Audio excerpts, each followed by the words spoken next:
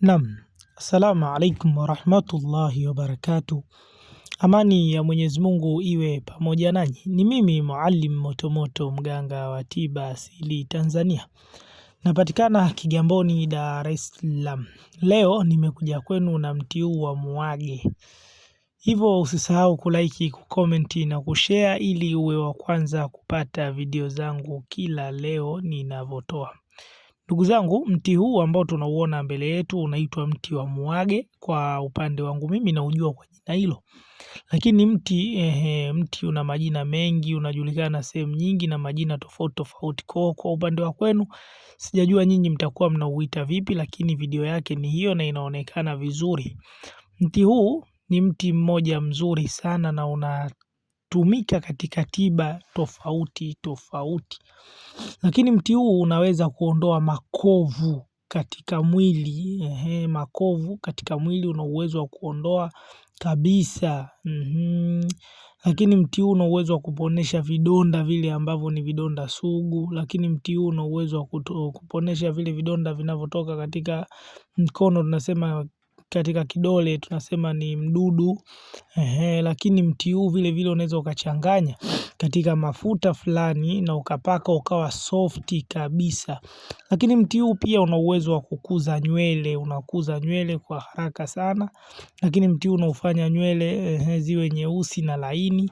Mti huu ni mti mmoja mzuri sana ambao unatumika katika masuala mengi tofauti tofauti. Lakini leo nimekuja mbele yenu hapa na mti huu katika tatizo la kutibu kidonda kile cha mkono ambao tunasema ni mdudu, pamoja na matatizo ya vidonda sugu ambao mtu anatoka vidonda ni sugu. Nini cha kufanya? Cha kufanya, nenda katika mti huu. Baada ya kufika katika mti huu ukiwa unasumbuliwa na mdudu katika kidole, chukua majani hayo ndio unatoa, sio maua. Unachukua majani hayo mengi kiasi, unarudi nayo nyumbani. Baada ya kurudi nayo nyumbani utayaponda ponda yawe laini. Baada ya kuwa laini utabandika katika kidole chako kile ambacho kina mdudu. Lakini kidole hicho ikiwa kimeshafanya kutoka usaha, yani kuna sehemu ambapo kimetoboka, basi utafunika kote, ila pale kwenye kile kidonda kile ambacho kimetoboka pale utaachia uwazi ili usaha huo unatoka, kwa sababu dawa hii ina asili ya kukausha.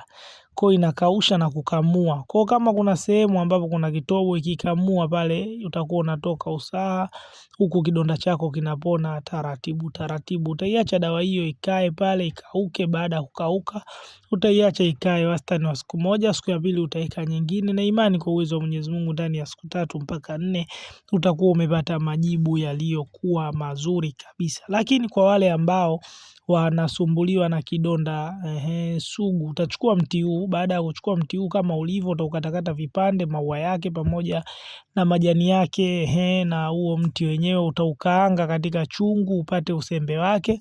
Kisha utaenda utafuta dude la ngisi, lile mgongo wa ngisi. Sasa ngisi anakuwa na gamba lile ambao tunasema ni mgongo wake.